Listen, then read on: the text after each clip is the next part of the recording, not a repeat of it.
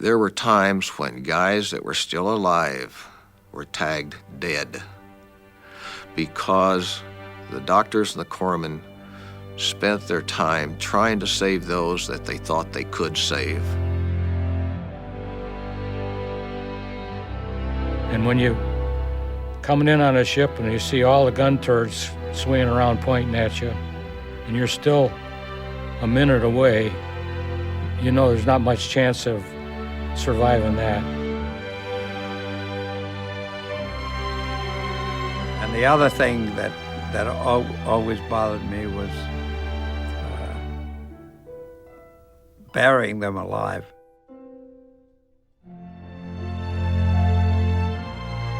Quite an array of sound.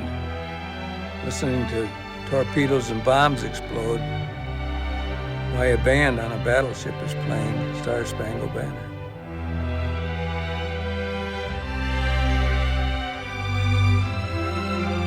To this day, in the quiet of my own thinking, I can hear the wicked whisper of the Nambu machine gun.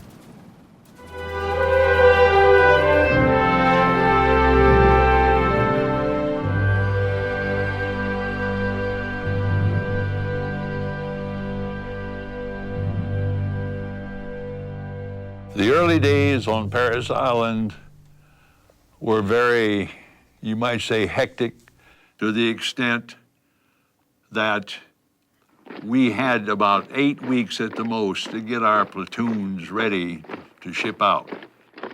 The average day would be from 0500 to 2200 at night. We had 2 weeks on the rifle range. I don't care what some people might say, but that rifle was his lifesaver. That rifle was like their sweetheart, their sister, their mother. Hey, it was either kill or be killed. We had to teach them the ability to handle themselves in such a way that they were able to protect themselves as well as help protect their own fellow Marine. And that's the important thing about that, saving a Marine's life.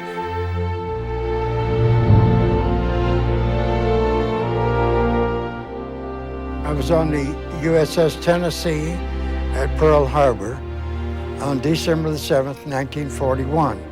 About 7:50 or thereabouts, I went up to the top side, and about that time they sounded general quarters, and I heard an explosion on the ship next to us, which was the USS West Virginia. I arrived at my battle station, and the first bomb landed on turret 2. A couple of minutes later, the bomb hit turret 3, about 35 feet from where I was. The memories that I have are of the ships exploding. Saw the Arizona go boom. Saw the West Virginia and the Oklahoma go over and then back over. When you see a battleship turn over and roll over, and guys falling out and jumping into the water, into the flames, that's the memories I have.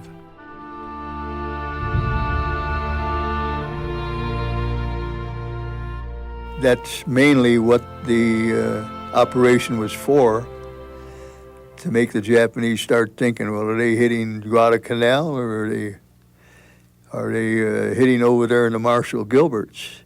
And there were about 200 of us, 100 on one sub and 110 on the other. There were 10 boats on each sub, and we'd inflate them by hand and put them in the water and then make for the beach, which is what we did when we hit Macon Island. Sergeant Clark was in front of me. I was facing the machine gun, feeding the ammunition at the time. And all of a sudden I heard a pop, and his head went sideways, and he's looking at me, and I realized he had a one right between the eyes. About that time, I think it was Parsons, he kind of got up on his haunches and shot that Japanese out of the coconut palm. After we got into the evening, which was time to leave, get back to the subs, there were 61 still left on the island. A lot of them were wounded. They couldn't get off the island because of the surf. Well, we were lucky enough to get aboard the sub, so they asked for volunteers to go back and started hitting a little bit rougher water outside the lagoon. And we were supposed to meet the sub at 10:30 that night and unloaded all of the wounded, and everybody got aboard the sub. And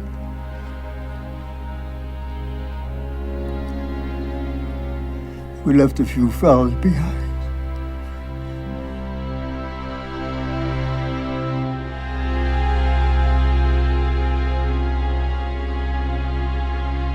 Tarawa was invaded by the 2nd Marine Division, and that division only.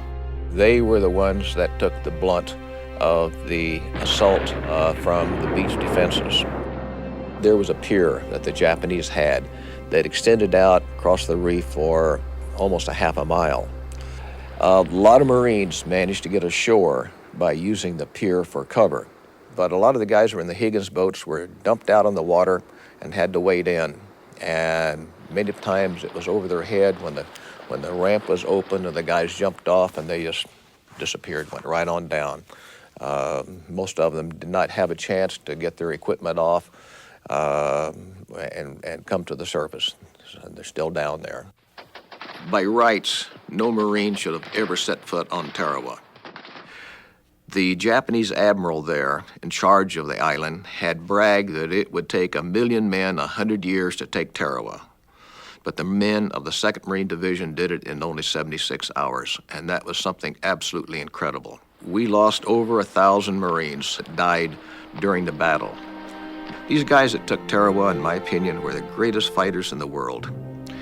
And when they're gone, the world will never see the likes of them again.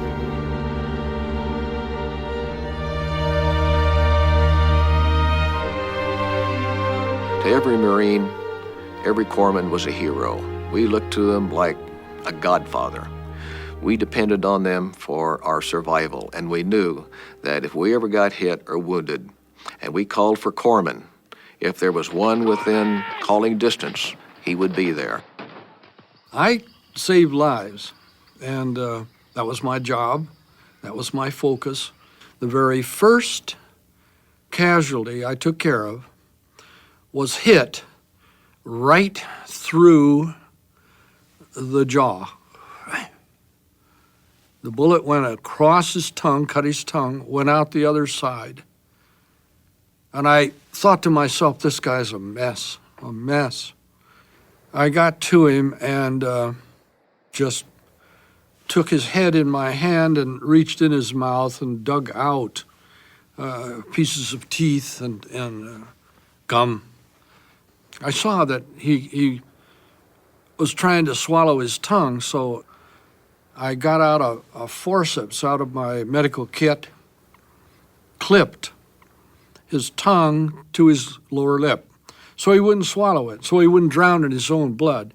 And I reached inside of his mouth and put in a wad of bandage, a compression bandage, so that would absorb some of the blood.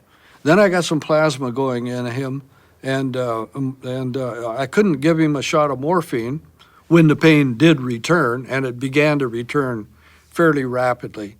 I found out later, just this week, 2 weeks ago, that guy is okay. He's okay. The only thing that he now has is 2 dimples in his cheek, one on each side, and he's fine. He's fine. You can't say anything about the corpsman that's good enough. That is, in my view, and I think most Marines feel that way. They were exposed to as much danger and maybe even more sometimes, than because they were scurrying around down there. Sometimes they had 2 or 3 guys that were hit, and these guys are going from one to the other, taking care of them and risking their lives every moment. We lost a lot of them too. And if you yell corpsman, if you yell for help, they came, no matter what.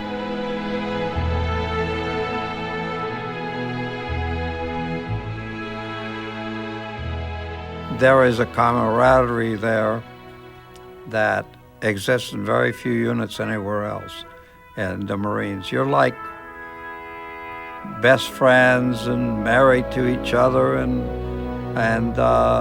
brothers, and it all sounds like a big, massive cliche, but it's true, And they say you're never a former Marine.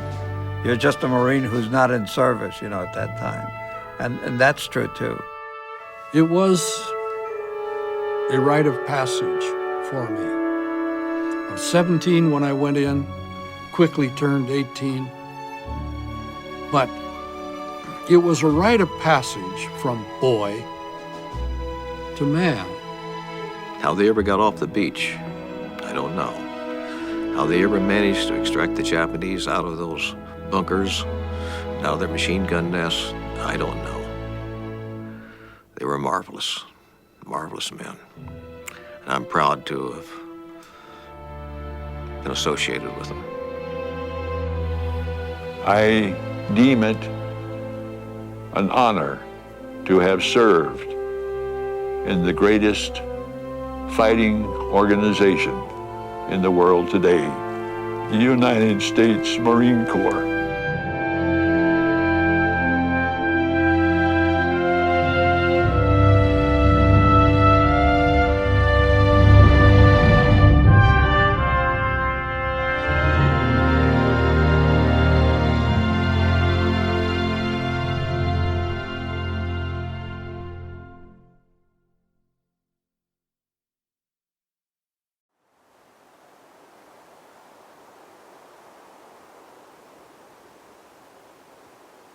"13-inch bayonets polished to a sheen.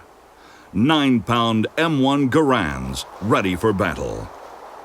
24 soldiers trained to perfection. There are no commands, only dedication and precision. Their actions speak of unwavering discipline. They travel 50,000 miles, performing 200 times each year. From the drill line to the front line, they are Marines. They are the Silent Drill Platoon.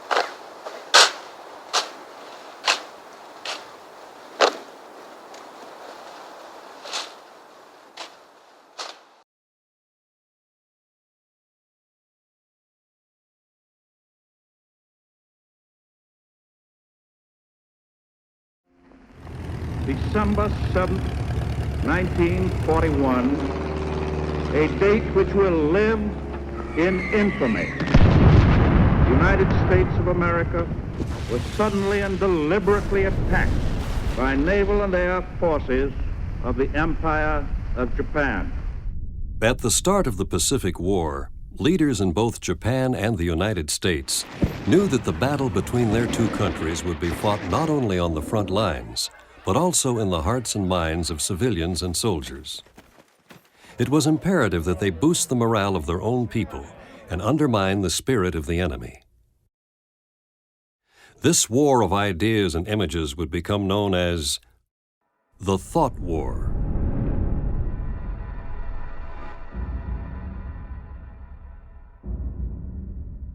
As the Pacific War began, the United States and Japan recruited their top artistic and intellectual minds from the realms of advertising, motion pictures, and print media to create a wide variety of propaganda programs. Though propaganda had been employed in earlier wars, propaganda in World War II reached new levels of sophistication and manipulation. Let's all back the attack. Let's stand by the ones who are man of the guns and pushing the foe on back. U.S. domestic propaganda influenced all aspects of daily American life. Radio broadcasts reminded the listener to buy war bonds. Newspapers and magazines featured fear-based information on the devious nature of our enemies. Still, the most famous U.S. domestic propaganda campaigns came in the form of posters and focused on several key themes.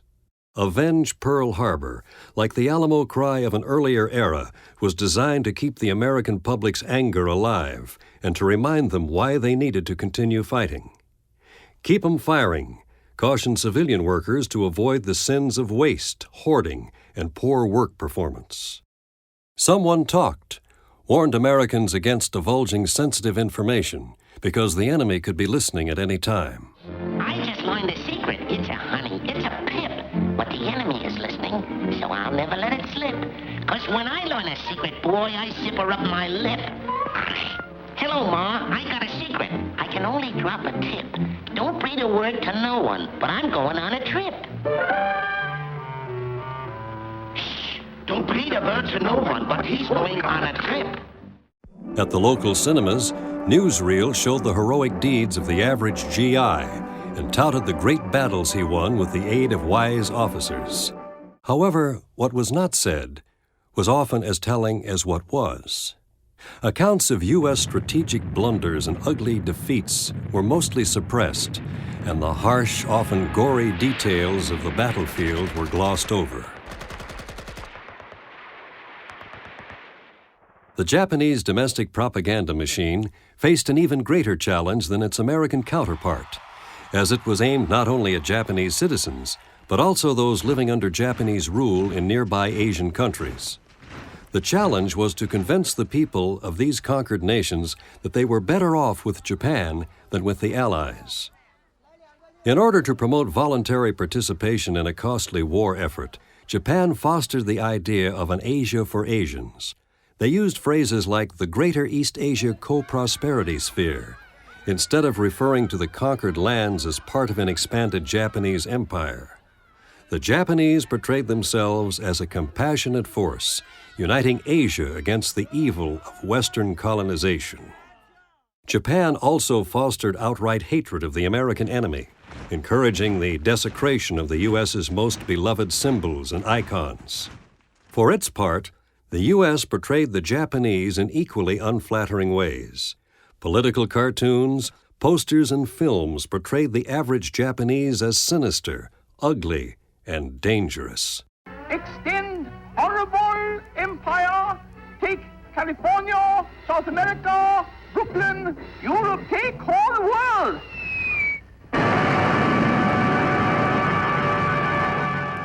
While spreading domestic propaganda to one's own population was challenging enough, changing the hearts and minds of the enemy naturally proved more difficult. Because shortwave radios had been banned in Japan since 1932, the Allies were unable to broadcast radio messages to Japanese soldiers. As a result, the Allies were forced to take a more hands-on approach by dropping leaflets from aircraft directly over Japanese-occupied territories. These messages from above urged soldiers to surrender and told them that the true state of the war was far more dire than they were being told. They warned of impending bombing raids and promised fair treatment for those who surrendered. To counter the American influence, Japanese propagandists knew Allied servicemen had access to shortwave radios and were listening. They created slickly produced programs such as 0 Hour, which mixed popular American music with commentary from a host of women with seductive voices, collectively known as Tokyo Rose. Hello, Yankee brothers. This is your Japanese sister, the voice of truth. In daily broadcasts, Tokyo Rose played on the fears and desires of Allied soldiers, questioning why they fought and died in foreign lands, while their families and girlfriends were far away. I am filled with sadness for you, because of the thousands of Japanese soldiers safe in caves and pillboxes your bombs and shells can't touch. The Japanese also put out disinformation on Allied losses and troop movements to throw the Allied soldiers off guard and further erode their morale. A highly effective technique employed by the Japanese was to intersperse unscheduled messages from Allied prisoners of war throughout their broadcast. Families of captured servicemen often listened to entire days of programming in hopes of catching the voice of a loved one. This, too, ensured the Japanese propaganda messages were heard. As the tide of the war eventually turned against them, the Japanese aimed their propaganda machine directly at their own people and began deceiving them, obscuring Japanese losses and exaggerating those of the Allies.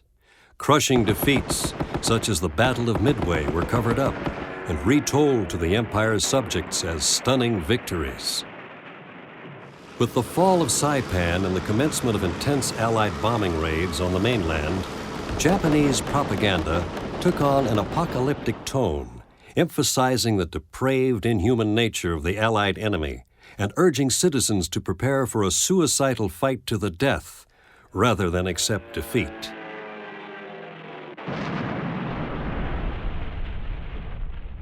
During the war, propaganda proved to be a valuable tool for the desperate and victors alike.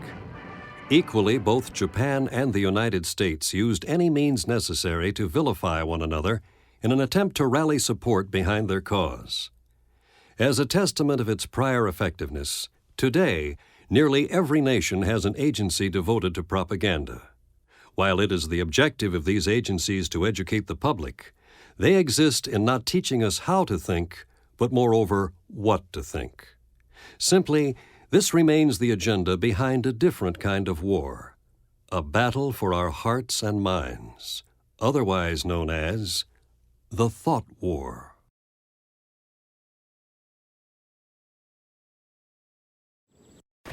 Tommy!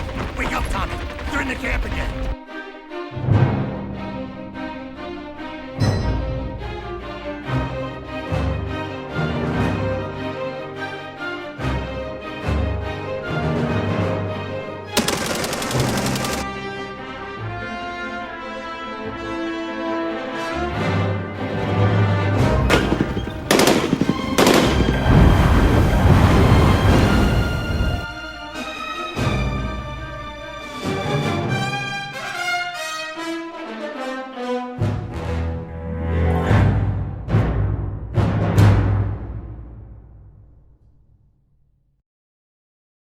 Pacific Assault is the next-generation World War II game for the Medal of Honor franchise that attempts to put the player in the most authentic, realistic, and intense environments created to date. But to do that requires a massive amount of preparation and dedication from the development team. It's entirely possible that Taking over a year and a half, development of Medal of Honor Pacific Assault can be best broken down into three core components of production: pre-production, development, and finalization. Two major developments occurred with the decision to make Pacific Assault on the PC. The first decision was that the studio wanted to build new technology. The second decision was to move the game into the Pacific Theater of Operations. While engineers spent time creating the new core technology of the game, level designers, audio engineers, artists, and animators re-educated themselves in World War II as it occurred in the Pacific. To drive over the coral reef, just like it was on land, gets back in the water, swims the rest of the way to the beach. The environments of Europe, as depicted in previous versions of Medal of Honor, were to be swapped with the jungles and islands of the Pacific. The German Axis enemies were going to be replaced by Japanese soldiers and warriors. The most authentic World War II game involves studying and examination of not only the conflicts, but the events, location, and people that these conflicts have affected. This black mark here, that was the water line. That's the staining of the oil in the oil fires on the Arizona. And this round circle down here was cut open during the rescue operations when they were trying to find survivors on the ship. Machine gun squad, take your positions! Working with the Nimitz Museum in Texas, details such as squad tactics were studied, photographed, and analyzed by engineers responsible for the AI in the game. Pay attention to fire discipline.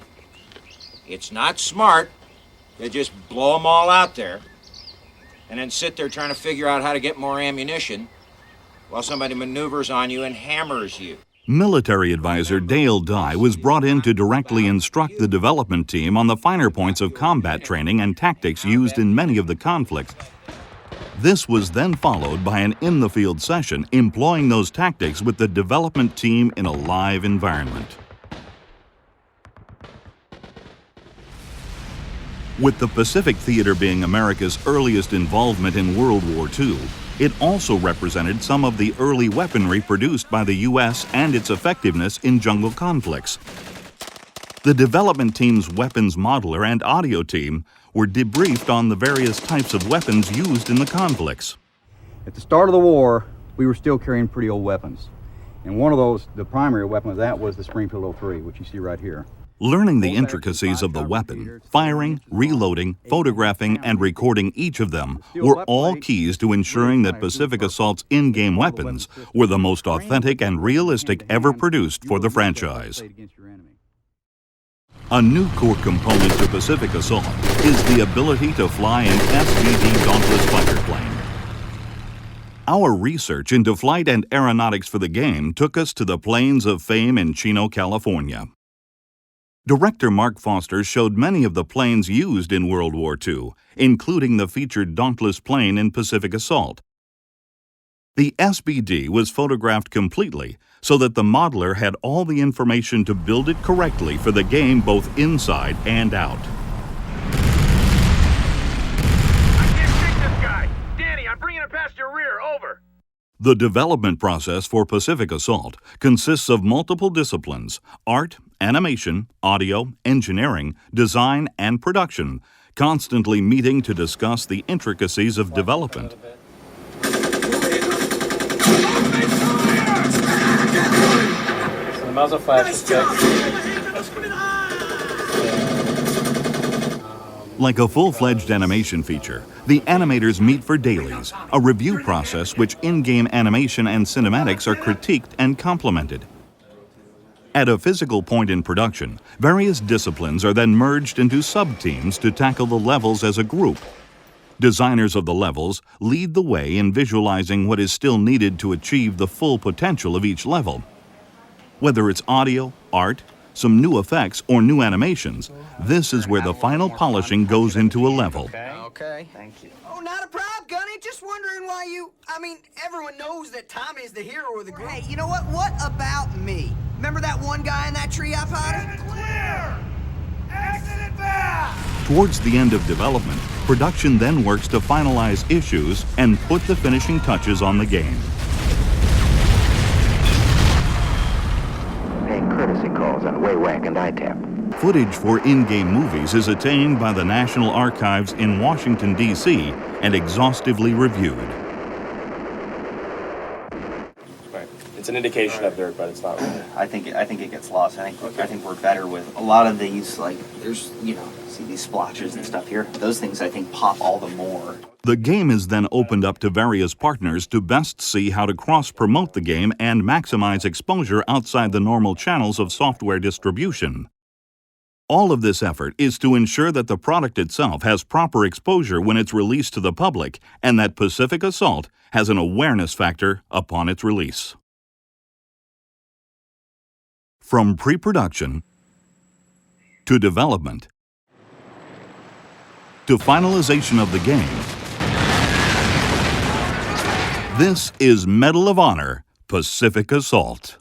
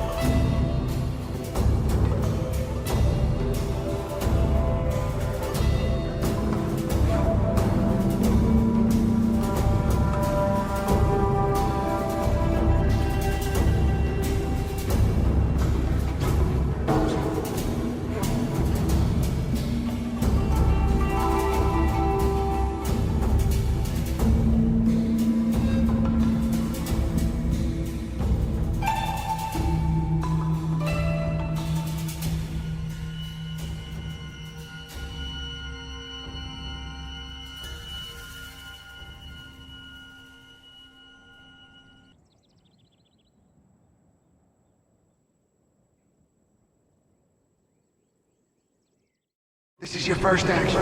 It's the most important part.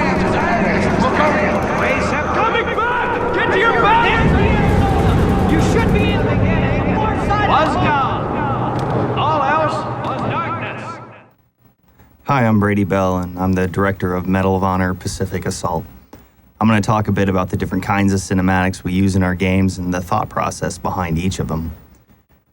Archival movies have been a staple of Medal of Honor games from day one. And the goal with those is to really connect the player to the location and events and even the mood of World War II before they begin playing a mission. In Pacific Assault specifically, we also use these as a story vehicle for the main player character.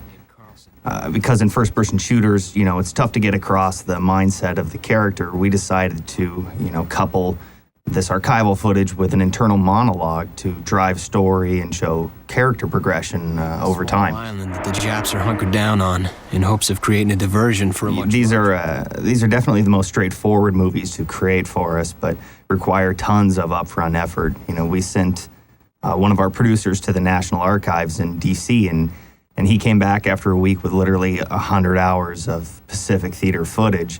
And then the poor guy spent about 6 months categorizing the shots and then cutting them together. The Pearl Harbor cinematic that you're seeing here was especially important to us. We desperately wanted to have this moment where we could seamlessly transition from a real in-game environment that the engine is rendering to archival footage. So we spent forever matching this shot right here. Yesterday, December 7th, 1941, a date which will live in infamy.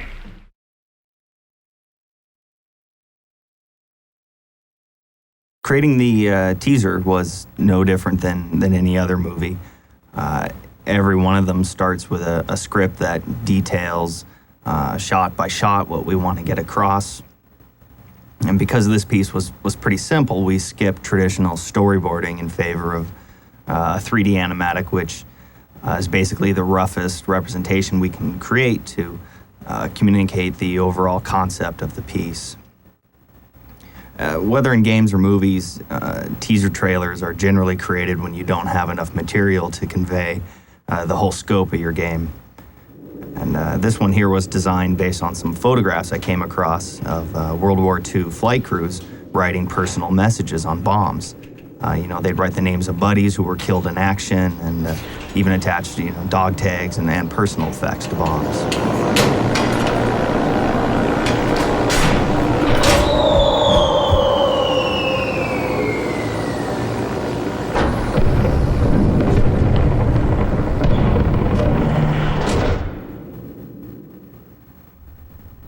So if anything, this piece is a good example of budget constraints driving the creative behind the piece. If you don't have the money to create the biggest spectacle you can conjure up, it can be a blessing and force you to be more creative with tighter boundaries. Now, the intro cinematic is a completely different beast. It's really the anti-teaser in some ways. Here's a case where I had zero technical or budgetary constraints and was, left to dream up that spectacle I was mentioning earlier. So immediately following, a shot list being written up, one of our artists began storyboarding this sequence and compiled it into a 2D animatic where we can get a general idea of time and pace. Man, this thing has a bunch of shots that I'm just crazy about here. This transition of the American flag going up through the clouds, coming up to the top of the pole to kind of reveal the Japanese flag, and us transitioning in space to the Japanese fleet out heading towards Pearl Harbor. But the big mistake I made on this one was starting before we had iterated on the actual, level design enough times for Pearl Harbor. So much of this just wouldn't work. But a lot of the key shots and transitions that we felt were really important actually did make its way across into the final movie.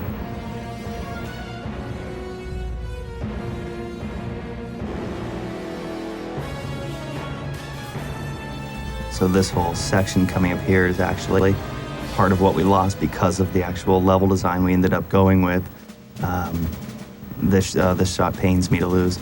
This was kind of a neat reveal on a farmer.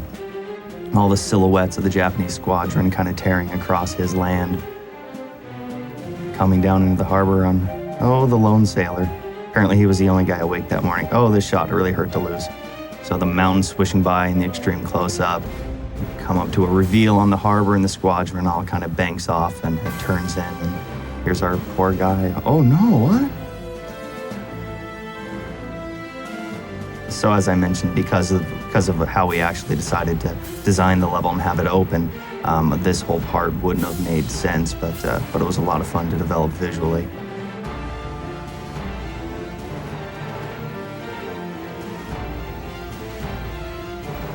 Can't do it without bomb cam. Boom. Now I think we're gonna take a look at the actual in-game cinematic that we went with. Yep. So this is the Iwo Jima Memorial, and we open on this. We kind of introduce the Marine Corps here because the game focuses solely on the Marines. We thought it right to kind of pay a little bit of tribute and give a little history behind the United States Marine Corps. These guys specifically are a part of the Silent Drill Platoon, which is, there's also a video on this on the Director's Edition version of the game you can check out. And they do this whole big routine without any voice commands of any kind, which is really neat. And our friends over at Brainzoo Studios actually took and rotoscoped every single move and motion in the entire routine, not just what we see here. And the reason that's kind of really important is you can't storyboard something like this. You really gotta build it out in 3D, push a camera around it to find what kind of motions really work well together, what kind of shots transition one into another very well, and get an overall rhythm for the piece. So we kind of do that here. We push in on the Iwo Jima Memorial, and that is kind of our transition back in time to the Japanese fleet that's steaming its way towards Pearl.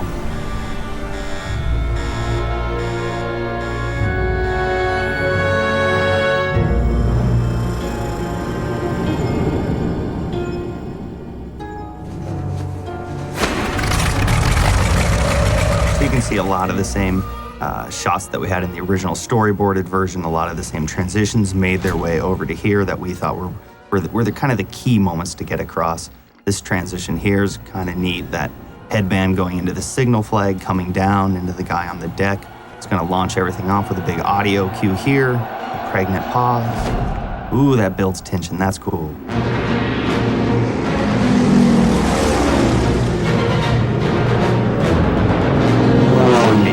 Rendering a shot like this is just a tremendous amount of work. But again, the guys over at Brainzoo Studios just did an awesome job with this piece. So in-game cinematics, or cinematics that are controlled and played back within the actual game engine, are by far the most challenging of all the types of movies we do. No matter how robust your game tech is, it just can't perform some of the lighting effects or editing advantages you get with an offline package. For example, doing simple cross dissolves between two shots with motion is trivial in real editing software, but inside a real-time engine, it's very difficult because during that dissolve, you're actually rendering both of the scenes, and performance would go to hell. So not an insurmountable problem by any means. It just comes down to how much programming effort you put into that aspect of the engine, and we chose to put the majority of our engineering bandwidth into gameplay features. So putting aside nifty offline features is kind of liberating in some ways, because it makes you focus more on use of camera placement and scene management, which means you pay more attention to the different emotions you can stir up by something as simple as camera height or which way your action moves. So you can see in a shot like this, we start with our hero exiting kind of to the left, running off. And the camera kind of does this awkward pan to the right, and we see the enemy coming in going, where'd those guys go? So it's very disjointed and disconnected. You don't feel attached to those guys at all. So doing something as simple as moving the camera over in the path of the characters, all of a sudden you're a little bit more connected, a little more invested in what's going on. It's more interesting. And you can kind of see how that iterates and grows over time, how we get multiple characters coming towards you, getting close to the camera. It becomes more intense. As well as just raising the camera up and craning up a little bit creates this sense of triumph, as well as some intensity. And you can see how the scene kind of develops and fills up as we progress through each version of this. And you have these things like the characters with the bendy legs, and all these things don't matter when you're just trying to get across pace and camera and understand how you connect to this scene.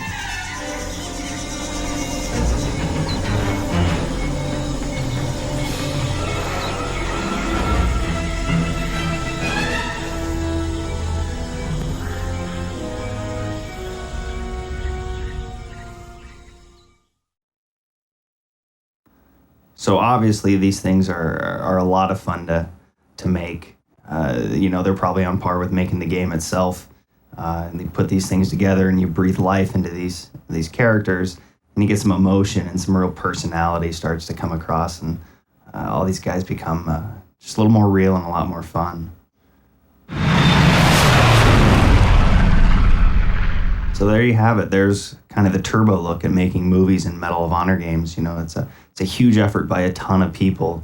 And it's just a heck of a lot of fun, man. Case in point is this guy here. Occasionally even get a loopy animator who goes a little rogue on you, and you end up with this. Look at this guy go. Ooh, ooh. Da-da-ch, da-da-ch, da-da-ch, da-da-ch, da-da-da-da.